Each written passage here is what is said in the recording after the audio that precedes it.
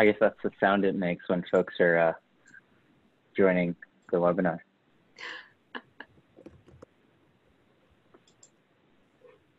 We're at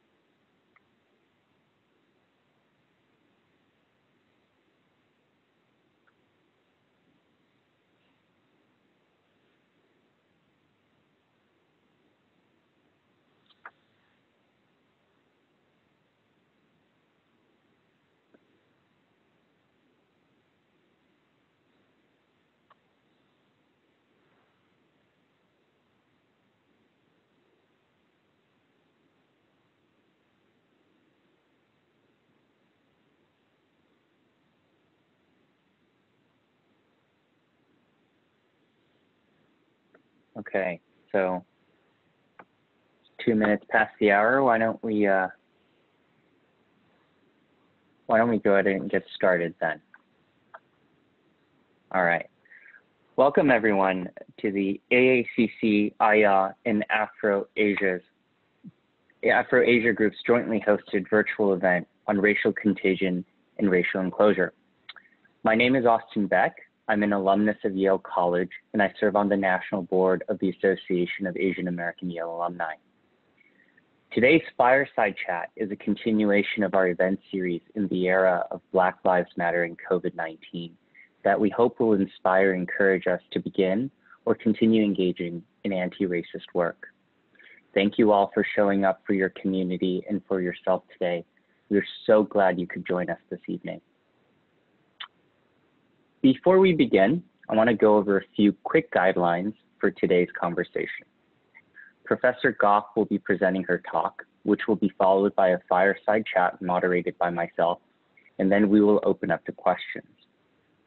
Throughout the course of the discussion, you will be able to submit questions in the chat box, and we will try to answer as many questions as time permits.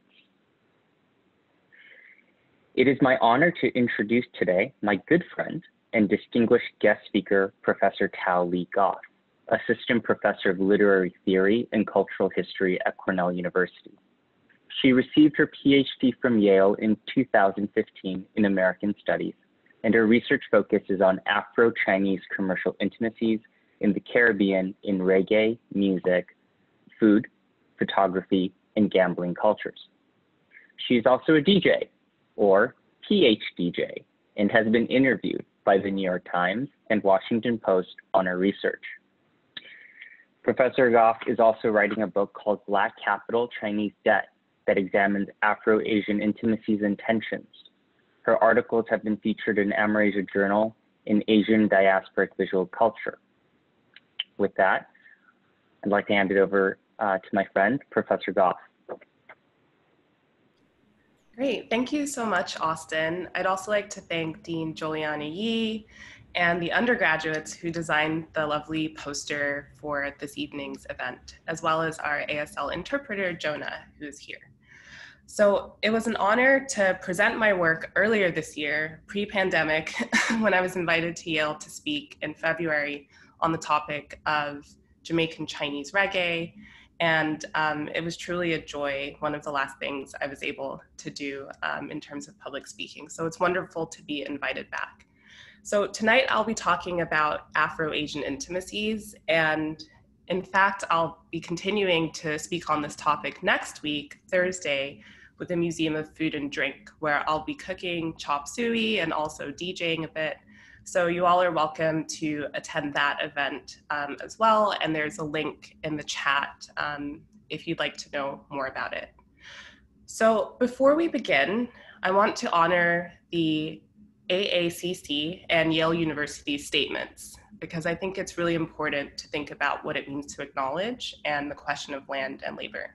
So first, beginning with Yale and their statement, I want to take a moment to acknowledge the lands on which we are settled upon.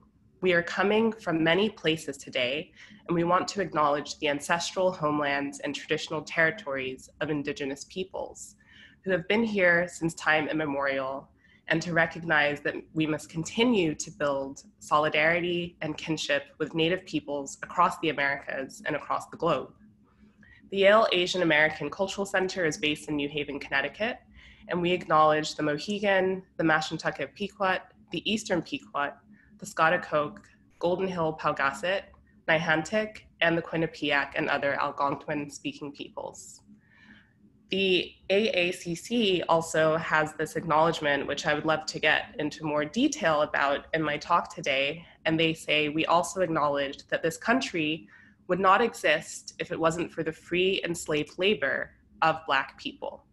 We honor the legacy of the African diaspora and Black life, knowledge, skills stolen due to violence and white supremacy.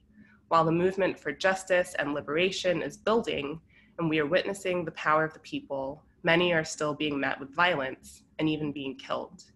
Collectively, we are unequivocally saying Black Lives Matter, and this needs to end now.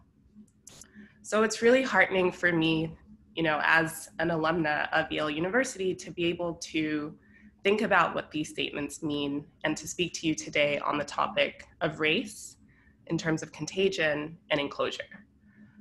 So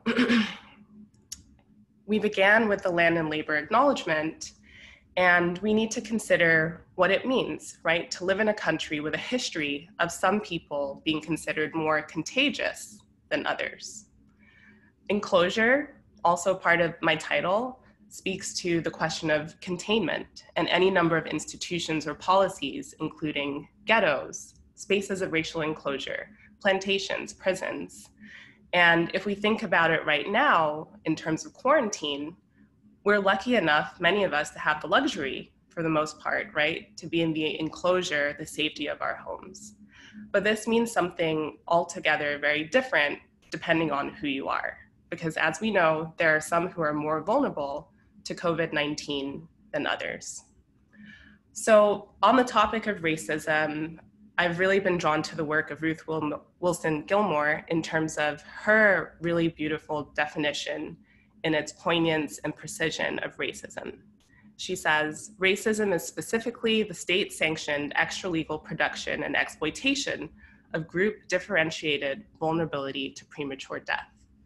And that's what we're here to consider today with regard to anti-Asian racism, sentiment, violence, what's called Yellow Peril, and what it means that this converges with this moment of Black Lives Matter, right?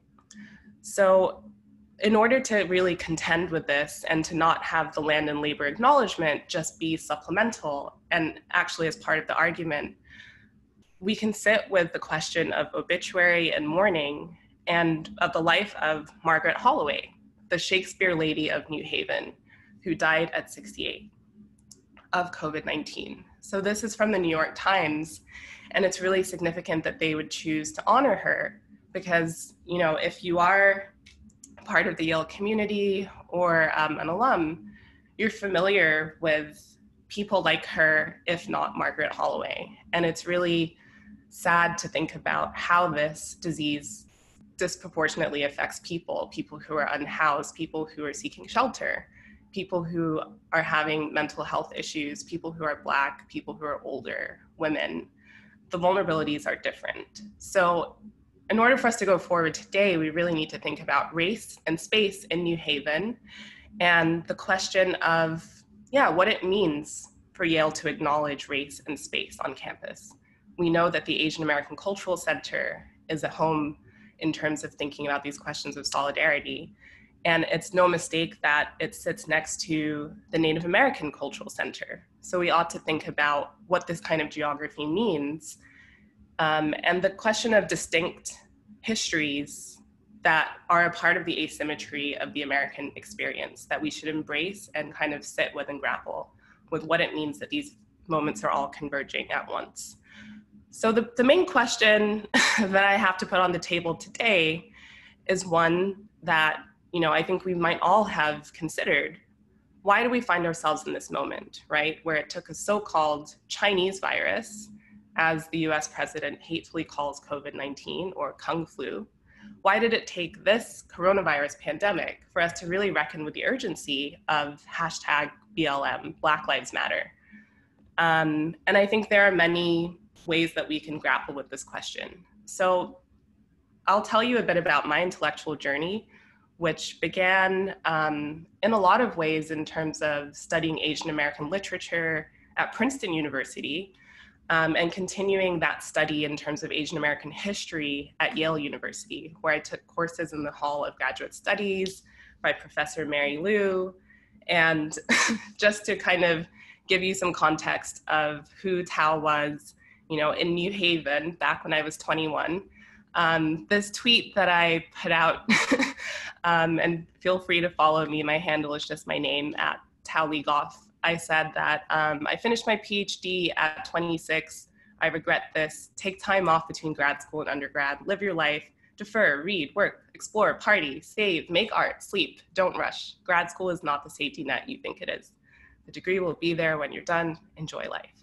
So this offhanded comment kind of became a viral tweet with 354,000 likes, as you can see, and 63,000 retweets. But it's all just to say that, I don't regret my time at Yale or pursuing a PhD. I just think that we should take the time to sit with these issues. And it was actually a really wonderful time of flowering in terms of Asian American studies, which I got my PhD in, and that it allowed me to ask these questions of what is a Black Pacific and what is an Asian Atlantic, and to think about how I place myself and my work within those questions.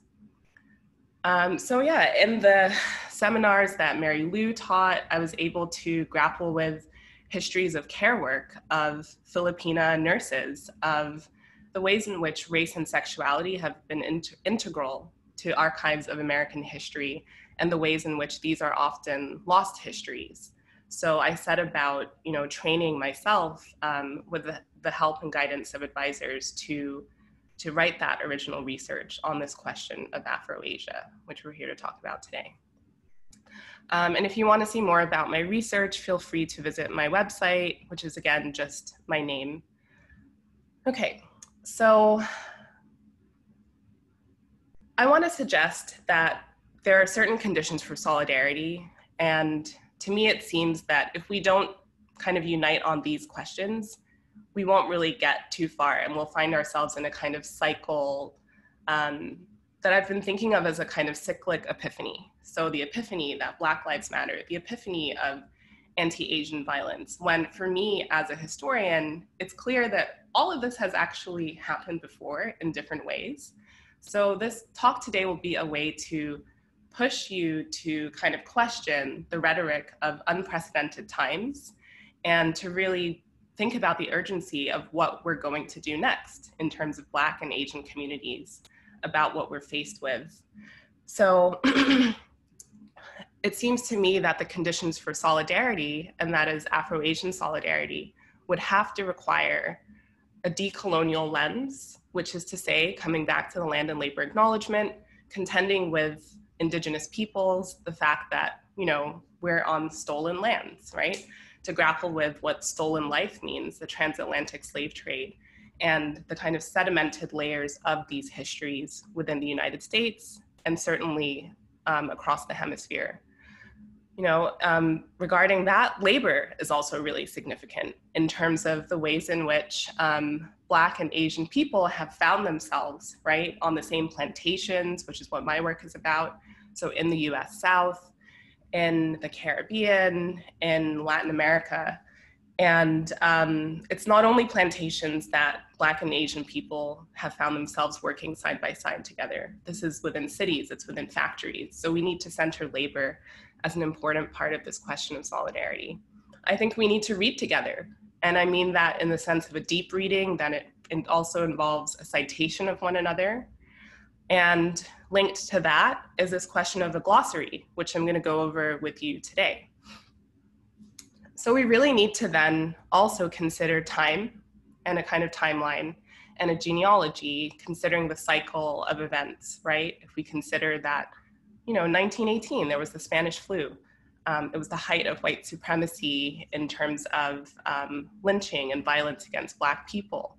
It was a moment that, really kind of makes us recall what is happening right now. So I really want to kind of push against what it means to consider the genealogy of this not being new at all, in fact, and to think about the intellectual genealogies formed by people like Gary Okahiro, who teaches at Yale right now, but also trained Mary Lou, who was my teacher at Yale when she did her PhD in history at Cornell. So there's a whole genealogy to consider. A lot of it stems from the 1970s at places like Yale. Also, California is really significant in terms of UCLA and Berkeley and the formation of Asian American studies. So this is an invitation, an enticement for us to dream together. And I don't mean that in some kind of romantic sense of, not being critical. I mean it in the sense that Toni Morrison once said, we're dreaming all wrong. So I think if we center other types of indigenous philosophies, epistemologies and ontologies, we can find new solutions for what it means to live together and to care for one another. So finally, sexuality will be critical to the argument of what it will mean to consider solidarity, and I'll get further into that. But I think as a professor of Africana studies and also feminist and gender sexuality studies at Cornell, the question of sexuality cannot just be supplemental. It needs to be critical to the framework of analysis. So if you're interested in doing this work with me, forming this vocabulary, this new glossary, so that we can sort of decolonize or demilitarize our imaginations, this is the work that I'm doing as part of the Afro-Asia group, which has co-sponsored this event, and we've been able to get funding from different departments at Cornell towards this, but it's meant to include people from across the globe who can participate virtually. So be in touch with me if you want to be involved in that. Okay, so what is Afro-Asia? If you know me, it's something that I'm always nattering on about, but you'll also know that Afro-Asia is not a buddy cop bromance. And by that, I mean, we have this GIF here of Rush Hour, 1998 movie with Chris Tucker and Jackie Chan. I find it incredibly entertaining, but a Black guy and an Asian guy being friends is not Afro-Asia. It's just friends. And furthermore, interracial dating is not Afro-Asia. It's easy for people to mistake the political question of what Afro-Asia means. So if we continue to think about the question of solidarity, it's one, again, that I said sexuality was important to consider. So it's not a bromance. And I think we get these kind of power couples that are, kind of given to us in this genealogy that tends to be very masculinist. So it's Martin Luther King Jr. and Gandhi. It's Du Bois and Mao. But, in the last slide, I had that image of Yuri Kochiyama, a civil rights activist who was there with Malcolm X as he died. Why don't more people know about her? Why don't more people know about this power couple, Grace Lee Boggs and James Boggs, and their 40-year, relationship and their struggle together in terms of forming a really radical politics based in labor that was critical and internationally based. Why don't people also know more about Richard Aoki and his role within the Black Panthers? And here we see his sign, Yellow Peril supports Black power. So these are questions that we need to contend with. But also we need to know that Afro-Asia as a term is actually rooted in 1955 at the Bandung Conference, the African-Asian conference that took place in Indonesia. So we can't just have like a nation state kind of framework for understanding Afro-Asia. We have to engage globally, internationally, in terms of decentering Europe from this analysis. So another thinker who's been really significant in my intellectual genealogy is Lisa Lowe, and you can see a quotation here from her book and from her essay, Intimacies of Four Continents from 2006, where she talks about the rebellious intimacies of the plantation. So as important as 1955 was regarding decolonization in its formal sense, my work is invested in forming a deeper genealogy, looking backwards to the question of the plantation and how we might think the politics of labor and Black and Asian people being in the same places, in the same plantations, eating each other's food, you know, really forming community together. And this is a question then of affect, which I think is really critical. And a colleague of mine, Kanohi Nishikawa, who's at Princeton, you know, he talked about nostalgia being the affect of Afro-Asia, and that's something that I've really sat with, because as great as it is to think about this kind of genealogy that I just gave you, the question of futurity has to be on our minds if we're going to do something different and not just repeat this cycle. So I've been teaching a class on Afro-Asia for 5 years now at this point. And my students always ask me, like, Professor Goffe, like, what does Afro-Asia look like now, considering, you know, affirmative action battles that pit Black and Asian people against each other? You know, there was just a headline that came out in the Washington Post about discrimination at Yale. And these are fraught questions, right? So my answer to those students is that we need to be able to build this together. And they have to take accountability and responsibility in knowing that history, but also thinking critically about what the differences are, the inequalities, the asymmetries between our experiences, because they're not the same. So the terms that I want to lay out for you in terms of my preliminary decolonial glossary are all about this question of demilitarizing our imaginations. So what would it mean to not use terms like trigger, like deploy, like intervention, this kind of academic jargon that unwittingly or unknowingly takes on the language of the military. Even the term subaltern, if you look into the etymology, is drawn from there. So the terms that I think are really critical to this moment are Yellow Peril, Black life, model minority, third world, racial triangulation, and strategic essentialism. And what I'm about to do is a kind of crash course in what these terms mean, but know that this is something that people, you know, spend their lives devoted to in terms of study. And this is really just an invitation, an enticement for you to take notes, to read, to look up these terms, to define these terms, and to form your own sense of definitions for them. Okay, so Yellow Peril is a term that I put in quotations because it speaks to this question of fear, of disgust, of disavowal of Asian people. And that has come from Europe, from the British, inherited by the Americans. And the moment, this moment really calls for a rereading of this 2001 book, which I'm just surprised that I'm not hearing more about, called Contagious Divides by Nayan Shah, who's a professor of American Studies at USC. So his subtitle is Epidemics and Race in San Francisco's Chinatown. And, you know, I was rereading it today, and the work that Nayan Shah does to really tell us about the homosocial and homoerotic valences of Asian American life and archives, but also through epidemiology and public health, you know, is unparalleled, because he really shows us that this is not new. Look at this political cartoon, a Chinese laundry in San Francisco, California. So at this moment, at the turn of the century, in the late 19th century, when we also have the Chinese Exclusion Act, we have the formation of so-called bachelor societies. So societies of Asian men, Chinese men living together, you know, racial enclosure. They've been contained to these spaces, cordoned off, and we get basically what was known as the bubonic plague, the Black Death, taking place in San Francisco in 1876. So that became a highly racialized rhetoric towards these men who were confined to this space and were really demonized as the problem in terms of the epidemic. So this should sound familiar if we think about coronavirus coming from Wuhan and the ways in which these kinds of ugly stereotypes rear their head again. If you look at the picture, you can see this man with a queue who's like spitting on the clothes, forming an aerosol. And we can think about the politics of like what it means to breathe and to be considered contagious in this moment. So he's, spitting on the clothes, and white Americans would have been very nervous about what it means to take your clothes to the Chinese laundry if they're going to be contaminated with smallpox, because that was the epidemic of that moment in San Francisco.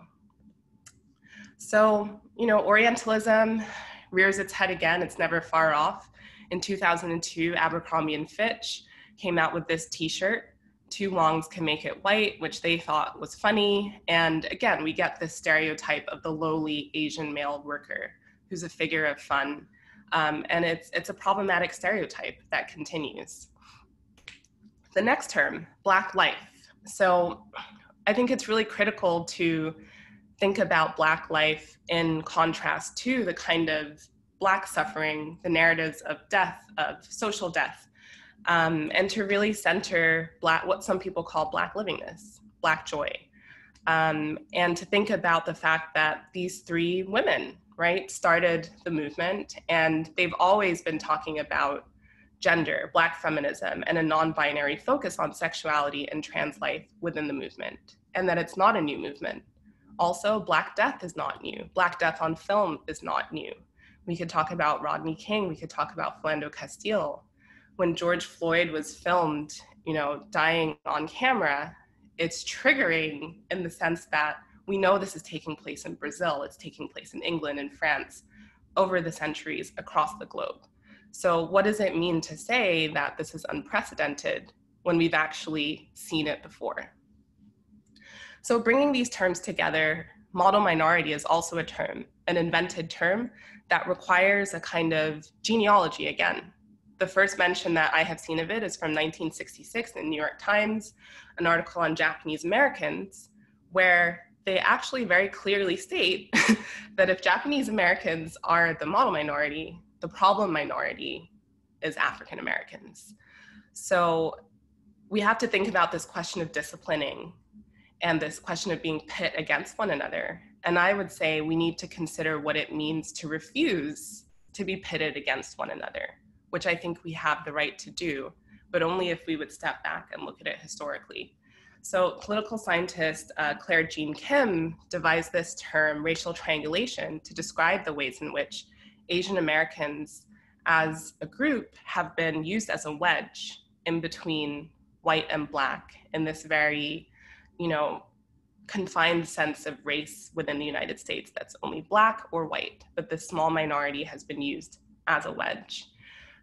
So we ought to consider what that means, and I do in terms of the plantation, where I see a similar labor dynamic in which Chinese and Indian laborers who were indentured, so who were brought to replace enslaved laborers after abolition in the Caribbean, were always described in the colonial literature as being industrious, whereas Black people were described as being lazy. So again, we have this disciplining that's taking place.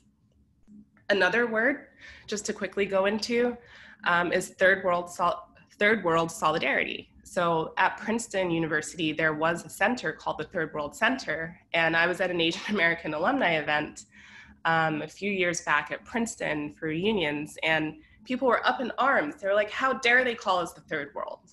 But that actually erases the fact that there's a deep history of what it meant to be able to have this campus center for people of color to come together and also to think about internationalism, the global conflicts, right? In terms of the Korean War, in terms of the Vietnam War, and our complicity within what it means to demand and ask for freedom.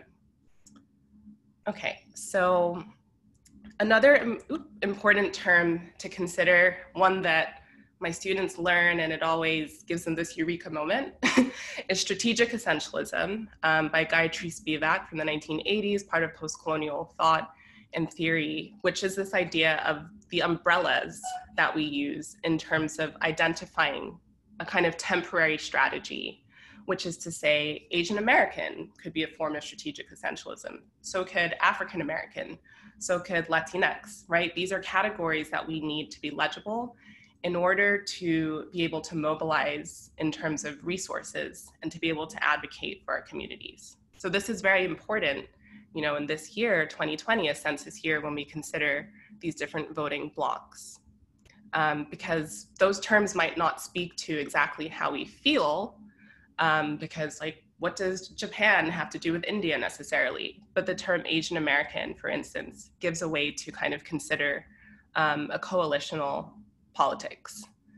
So I'll end on something that was really heartening for me to see in terms of the syllabi that was circulating during the Ferguson moment, which were,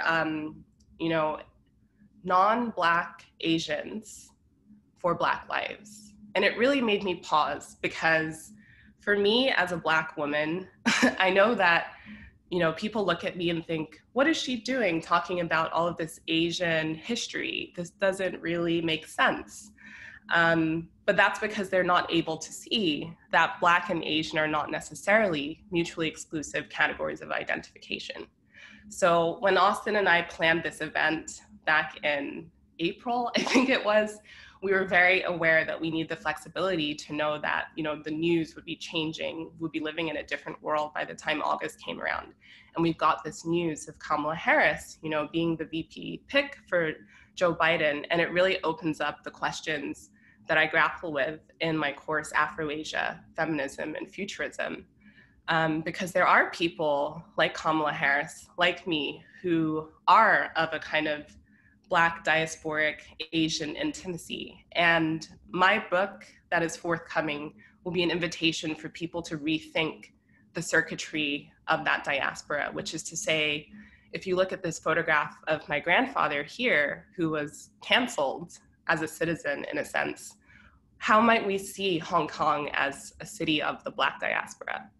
And if we look at this photograph here of my mother with her grandmother and her sister, how might we think of Kingston in Jamaica as part of the overseas Chinese community?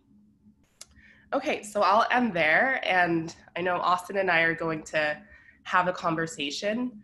So I really just want to sort of end on the kind of question of unprecedented times, and to consider what the Afrofuturist composer Sun Ra says: consider that time has officially ended.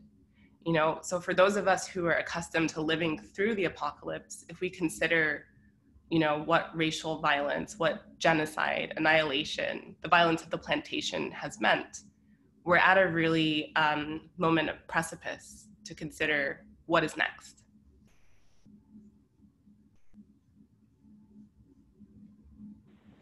All right. Thank you so much for that insightful talk, Professor Goffe. There's so much to unpack here, and you touched on quite a bit. And as we start our conversation, I want to touch on the note that you ended with, this notion that this is an unprecedented time. But earlier on in your talk, you bring in this notion of cycles, right?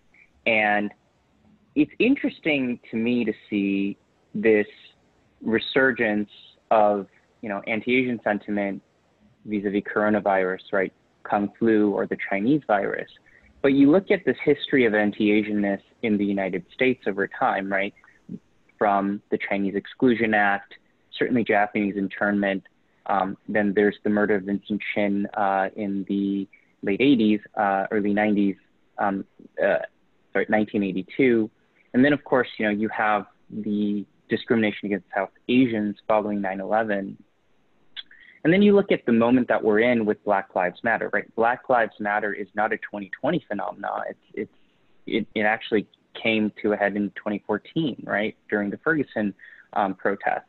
But you look at, again, this history of violence against the Black community in this country, like that's been around for a very long time, and you see these spikes of protest and then violence, unrest, right? Some kind of resolution. What do you make of that? And how do you think about this in a historical context? And, you know, as you say, we're standing on a precipice here. What does that look like, especially for some of the young folks? Yeah, that's a really important and difficult question, Austin. I just feel that we need to sit with the question of time. You know, we're in quarantine, we have no choice but to kind of sit, those of us who are lucky enough to do so. And I think we should consider that, again, what Sun Ra says, that the time has officially ended, but also that time does not follow a kind of linear narrative necessarily. And I think if we look to each of our own indigenous philosophies, we would know that that's not true. Because what if time is not, you know, this line of progress that's moving upward? What if it is a cycle? Why is it that we have seen these things before? Because in some senses, I've said to friends that it feels like a kind of gaslighting, as it were, that there's supposed to be this epiphany of, oh, Black Lives Matter. Oh, there's anti-Asian violence. Oh, and to me, I can only describe that as a kind of racial amnesia, which is really a question of not contending with how this nation was formed. That this nation was formed in blood, in what Hortense Spillers describes as a sequence of blood, you know, in terms of the theft of the body, the mutilation of the body. And in my work, I'm also pushing for us to look beyond a kind of post-1965 understanding of Asian American life, and to understand that there's a deeper history of people who were working on plantations, undergoing brutal forms of labor. So our bodies, like our bones, are actually a part of the hemisphere, and they're mutilated because these people were beaten and treated horribly. And it's all towards the question of creating these nations. And it's really rooted in the question of capitalism as well as colonialism. Yeah, the notion of this racial amnesia is also particularly interesting, right? Especially when you think about it in an Asian American context, where, you know, you go from, and I think this is really quite relevant for our current time in this notion of essential workers. But, you know, if you think about Asian Americans going from a model minority in 1966, and it's something that's continuously touted, right? And where we are today, or the varying, you know, peaks and valleys in how the nation seems to respond, right? It's interesting to see that, and then to come back to the notion of like essential workers, right? You know, if you think about, we talked about this while we were planning this event, you know, this notion that there is, you know, dry cleaners in this country are one of the essential businesses that stay open, right? You know, transportation, which skews towards people of color and people from Asian countries. And then of course, healthcare, where there is a very large community of people of Asian origin in those spaces. So it's interesting to me how, you know, as a community we're seen and interacted with, right? And I think certainly I and the community, I think would be interested to hear your thoughts on that. Yeah, this is so pertinent to what it means to just walk on the street right now, and to kind of recognize the sort of American apartheid that has always been kind of perhaps hidden in plain sight, but it's always been very racialized in terms of who does what jobs, who is most at risk in terms of exposure to, you know, premature death, returning to Ruth Wilson's definition, right? And that hits differently in terms of class, which is also really critical for us to contend with. If we think about the death of someone like Margaret Holloway, who was such, you know, a character in terms of New Haven, right? We can also think about the fact that doctors are going to be more so exposed, right? And Yeah, my work is really contending with the question of who has been hired to do which jobs and what are the kinds of stereotypes that are infused into who is suitable to do what work. Because all of this is a bit of a fiction in terms of pitting one against another and really thinking about the politics of who is a minority and who is a majority.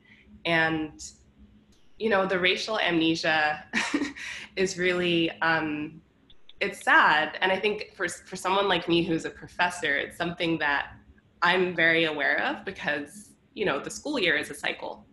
I teach the same thing each year and have students that are the same age who, you know, don't remember 9/11 the way that I do because I was a child when it happened, because of when they were born. And they only know Barack Obama and I guess now Trump. So it's about a question of how we're going to narrate this history. And I think critical to that is really forming our own sense of a timeline. So 1966, the invention of model minority as a term is significant because that is, you know, what is loosely defined as the civil rights era. And for those immigrants who arrive after this moment, they're not always aware of what took place in order for that legislation to happen. The Voting Rights Act, the Immigration Rights Act, the fact that America became open in a new way to people of color coming from these countries. But it also does a kind of erasure if we only think about Asian American life as post-1965 in terms of the groups of people who came from South Asia, who were really, you know, working in California in the logging industry, all of these different labors that have been racialized. Chinese workers who worked on guano mines in Peru. You know, it really bears thinking about the hemisphere as a whole and the fact that Asian migration to this hemisphere didn't begin in 1965. It's a centuries-long history. And those Asian workers have always been in community, we can call it solidarity, right? But with indigenous peoples, with Black peoples, enslaved or, you know, formerly enslaved. And none of this is quite new. So if we could really think about ourselves then as part of a longer tradition, then we could really think about what's next. Got it. Well, when we think about, you know, this as a longer tradition, and you know, you shared some images and stories of, you know, Asian American and solidarity with African American movements, right? It's interesting now that coronavirus is happening, and you're hearing about, you hear the President of the United States calling it Kung Flu and the Chinese virus, right? And that the administration also referring to it in a very particular context and possibly fostering some of the sentiment that we're seeing, right? Where Chinese businesses are being boycotted or outright vandalized, right? And reporting of targeting of Asian Americans. And then to then kind of see that in the moment that we are in with the protests of this year, right? You know, you talk about there being fictions to pit communities against one another, the idea of model minority, affirmative action. You know, what are your thoughts on the fact that, you know, these events, right, coronavirus and anti-Asian sentiment, Black Lives Matter, the George Floyd protests across the nation, really globally, you know, what are your thoughts on the fact that these events are coming together at the same time? And I'm also curious to hear, we see these covered as one or the other, right? It's either BLM drowns out coronavirus coverage or coronavirus coverage drowns out BLM. Like, how do we show up for one another, and how do we make sure one doesn't drown out the other? Yeah, I love that question, and it's something that you and I have been discussing for a long time, Austin, and I feel it remains the urgent question to know, like, what does it look like to stand up for one another? What does it look like to consider this historical entanglement? You know, what does it mean to care for one another? What does it mean to care for someone outside of yourself? And that is something that I think we still need to grapple with. We also need to grapple with that it's not just a rosy picture. There is tension. When I say intimacies, I assume people know that that also means that there's tension, because there is this asymmetry. We're not treated equally. You know, if there are stereotypes about being good at math, that's not the same as the sorts of negative stereotypes that are portrayed about Black people being lazy, just as an example, right? They're both incorrect, but we need to think about how those are distributed differently. So really to center this question of asymmetry and like, what does it look like to be an ally, right? And usually this is a question when it comes to white people, but I think it's a question that the Asian American community is asking as well. And I think you put it so well when you say, like, why does it have to be one or the other? Why does one have to drown out and the other can't have space? And I think it needs to be a kind of coming and sitting together and thinking about what it would mean to say, like, I care about you, but I'm also standing back and acknowledging that I cannot know what you go through. And I think part of the kind of answer to this could also include, you know, thinking about the fact that these are not necessarily mutually exclusive categories, Black and Asian.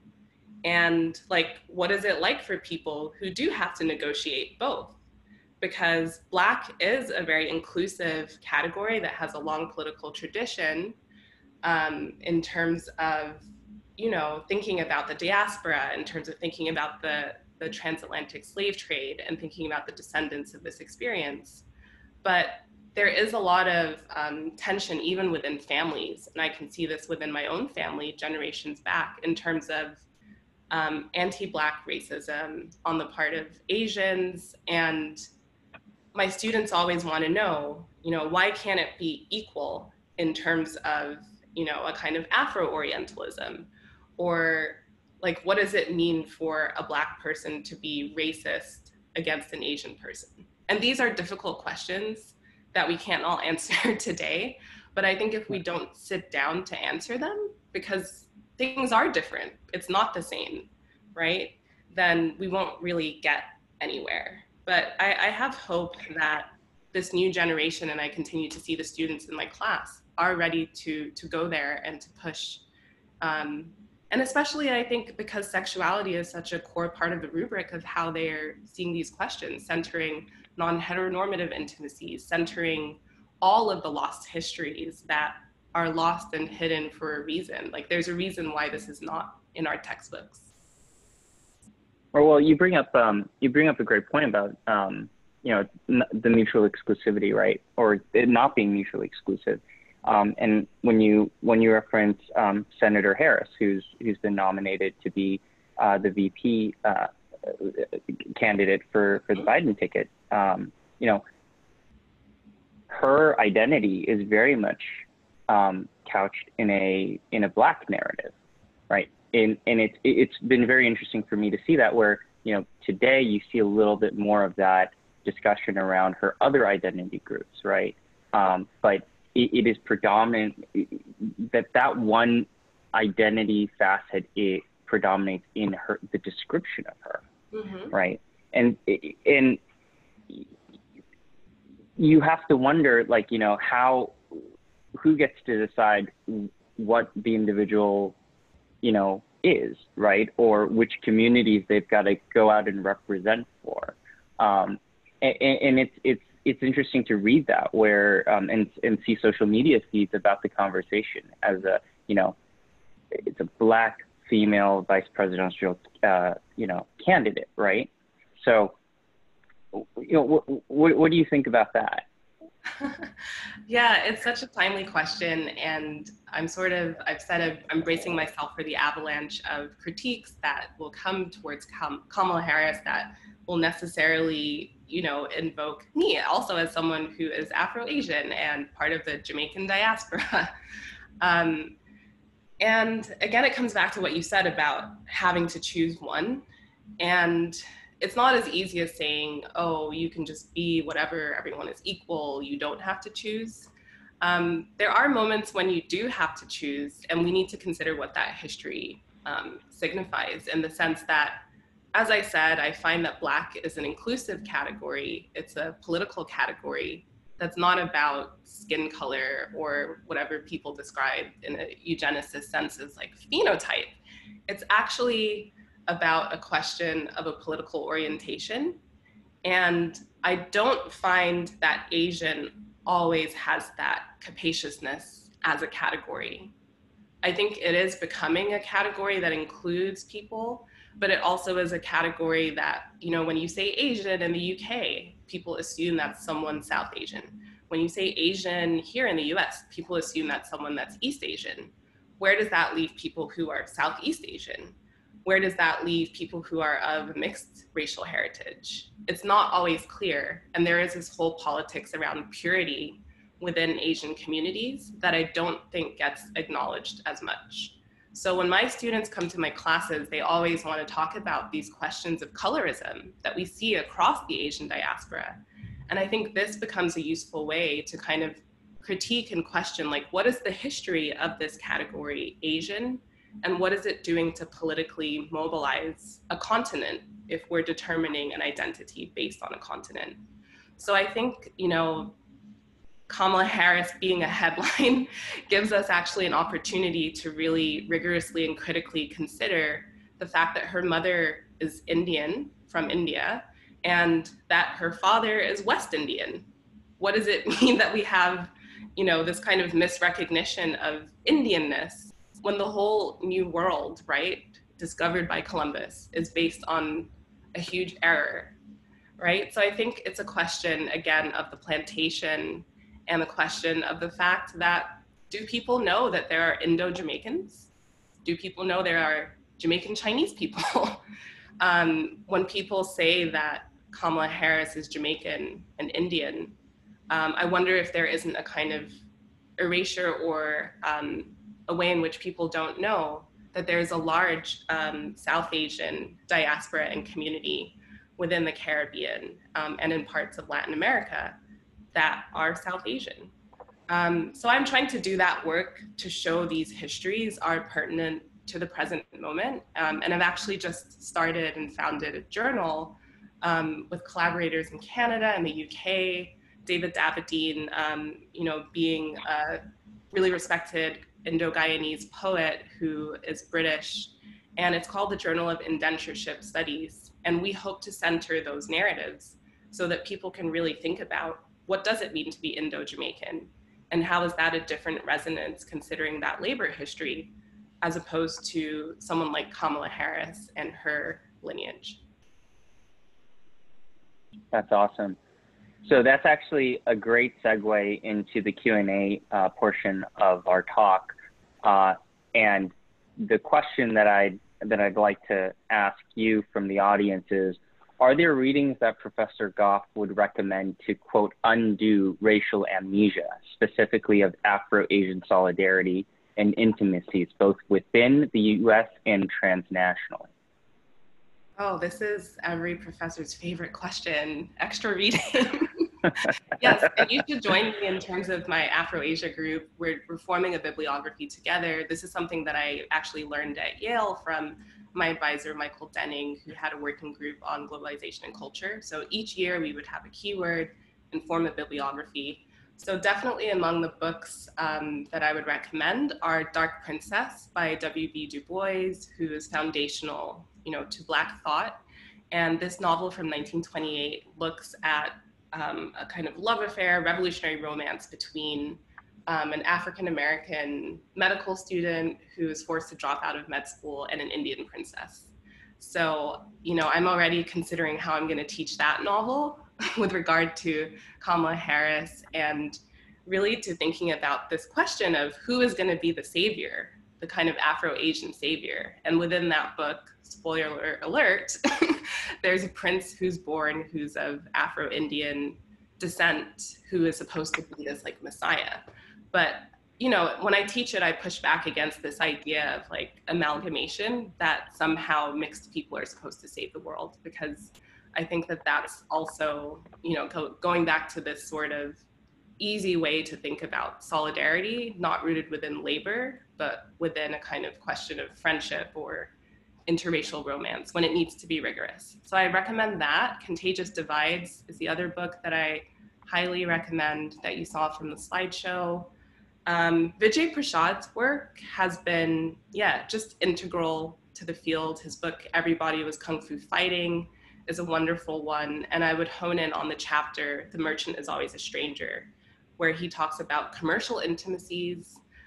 He's thinking about the LA Uprisings, also Crown Heights. And in this moment of essential workers, when that's such a racialized way in which we need to think about it, what does it mean for the merchant to always be a stranger and always to be of a certain minority racial group as like a middleman?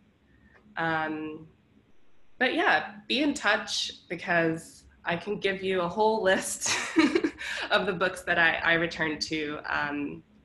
But yeah, I can get carried away with that. Great.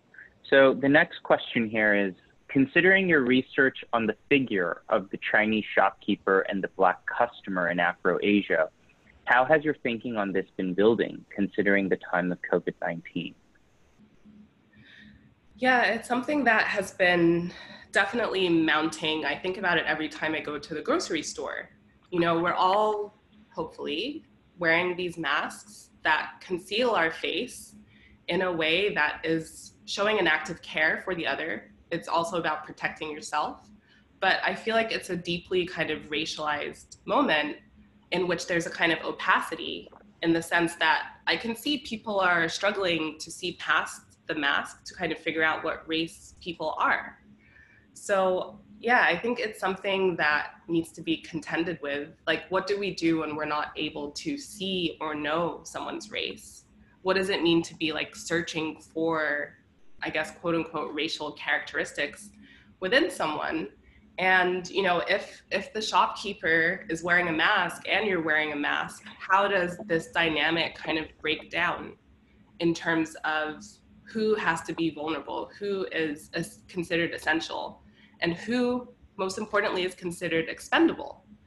And that has always been the question of indentured labor, which is the institution, you know, central to my work, because it's really about disposable life, those who are considered to be like the fertilizer of the hemisphere. And that has always been enslaved Africans, that has been indentured Asians, that has been, yeah, the native peoples who, you know, have been killed, have been displaced, and have had their sovereignty purposefully dispossessed in these ways, again, that are pitting us against each other.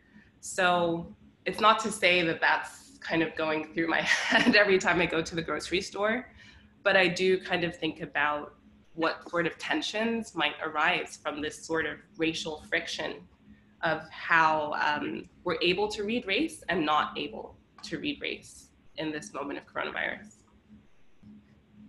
So this is another question that I think might dovetail here with your response. And how do we think about this discussion on race with the inclusion of other terms like class and labor? Yeah, I really appreciate that question because it's one that I've been thinking about as I consider the dissertation work, but also what the book is going to look like. And for me, the term debt is really critical. We can think about the way that, you know, this country is steeped in student debt and loans. You can think about the bubble that's waiting to burst there. We can think about a kind of affective or emotional debt and what that means, to feel like you owe another. And we can think about how there's actually a monetary like number in terms of the transactions that take place, whether that's between you know, a Korean shopkeeper and a Black patron, or if that's between any number of different kinds of social transactions. There are feelings of debt, feelings of grief and grievances that haven't been, I guess, tallied or grappled with. So the question of class is really pertinent, and that's why I look to the institution of indenture, because really in terms of the Chinese Exclusion Act of 1882, which continued all the way till 1943, right, during which Chinese immigrants were ineligible to citizenship, during that period, it was specifically so-called lowly, unskilled laborers who were banned from migrating here. So when we think about who's considered desirable, it is exactly merchants, it's diplomats, it's students. There are a whole class of exceptions, and we need to consider class as actually very integral to who is considered that model citizen. All right. Well, that brings us to the top of the hour. Thank you so much, Professor Goffe, for sharing your time with us and the great insights you've provided. Before we close, I'd like to invite everyone who joined us today to our next event in our event series that the AACC at Yale and AAAYA are jointly organizing. The next event is going to be a panel event hosted by Professor Daniel Hozang, who's the Associate Professor of Ethnicity, Race, and Migration in American Studies. And the panel event will be titled Racism and Anti-Racism Among Asian Americans, an Intergenerational Dialogue on Solidarity, Complicity, and Our Future. We hope you'll all be able to join us, and we will email everyone who signed up today with an invitation to that link. Professor Goffe, thank you again. It was a pleasure. Really appreciate you doing this for the university. And I'd also like to thank Jonah, our interpreter, who's been a rock star here, interpreting for us the whole time. And special thanks to Dean Juliana Yee for her stewardship of the event. Thank you, everyone, for joining today. Thank you. And thank you, Austin, just for having the vision to know that we would need to have this kind of conversation. I hope it's ongoing. And thanks to Jonah and Juliana as well.